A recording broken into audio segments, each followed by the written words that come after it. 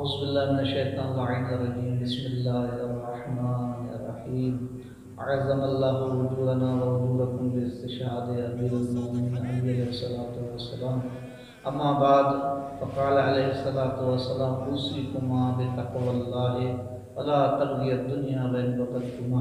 अम्मा बाद तव्हां सभिनी मौला जे चाहींदड़नि मुहिबनि अज़ादारनि खे मौला जे शहादत ऐं दुख भरे ॾियारे ते तज़ियत पेश कयां थो ऐं 2 खां 3 मिंट तव्हांखे ज़हमत ॾींदुसि।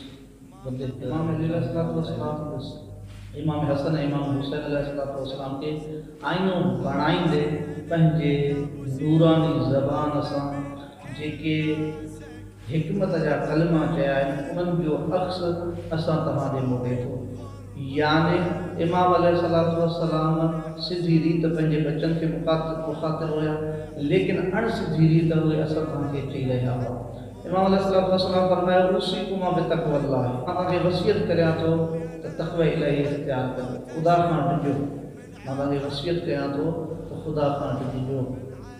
ही तक़वा ऐं ॾिजण अहिड़ो त वसी मौज़ू आहे, यानी मां ईअं खणी चवां इमाम अलैहिस्सलाम बंदगी जे कमाल ताईं पहुचण वारे वॾे ॾाकण खे ऐं इल्म जे समुंड खे समेटे हिकिड़े जुमिले में बयानु कयो त उसीकुमा बितक़वल्लाह।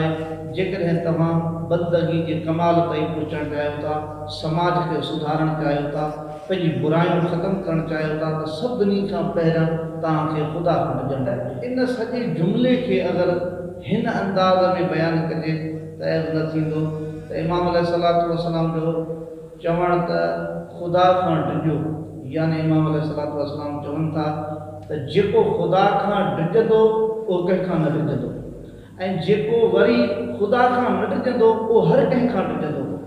हक़ ॻाल्हाइण में, सच ॻाल्हाइण में, हक़ जो साथ ॾियण में, ज़ालिमनि सां मुहालो अटकाइण में उहो हर कंहिंखां ॾिजंदो जेको इंसान ख़ुदा खां न ॾिजंदो।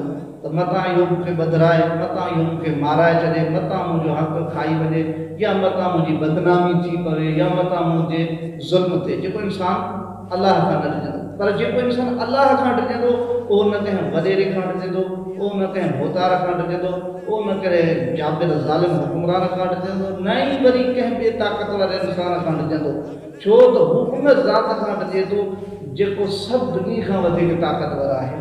ऐं इन शइ खे बचाइण जे लाइ अॻी शइ आहे, इमाम अलैहिस्सलाम फरमायो पंहिंजे बचड़नि खे ला तबग़ी दुनिया। इमाम अलैहिस्सलाम फरमायो त दुनिया जे पोयां न वञिजो, दुनिया ऐं लोभ जा लालची न बणिजो। अगरि इहा दुनिया तव्हांजे पोयां अचे लेकिन एॾा न वञो। अॼु असां ॾिसूं था त हक़ जो साथ न ॾियणु, मज़लूमनि जो साथ न ॾियणु ऐं नाइंसाफ़ियुनि ते ख़ामोश रहण जो कारण ई दुनिया आहे। अॼु को सहाफ़ी, को कलमदान, को वज़ीर, को मिनिस्टर, को इंसाफ़ फ़राहम कंदड़ इदारो दुनिया जे करे ख़ामोश बणिजी तमाशा पियो थो ॾिसे ऐं मज़लूमनि जा हक़ लताड़जनि था पिया। इहा शइ आहे जेका इंसान जे तक़वा खे बि ख़तमु करे थी, यानी दुनिया बि तबाह, आख़िरत बि तबाह। इंशाअल्लाह इन ख़ुतबे जे वधीक ॿियनि कलमनि ते रोशनी विझंदासीं। अॼु एतिरो ई काफ़ी आहे। अस्सलामु अलैकुम वरहमतुल्लाहि वबरकातुहू।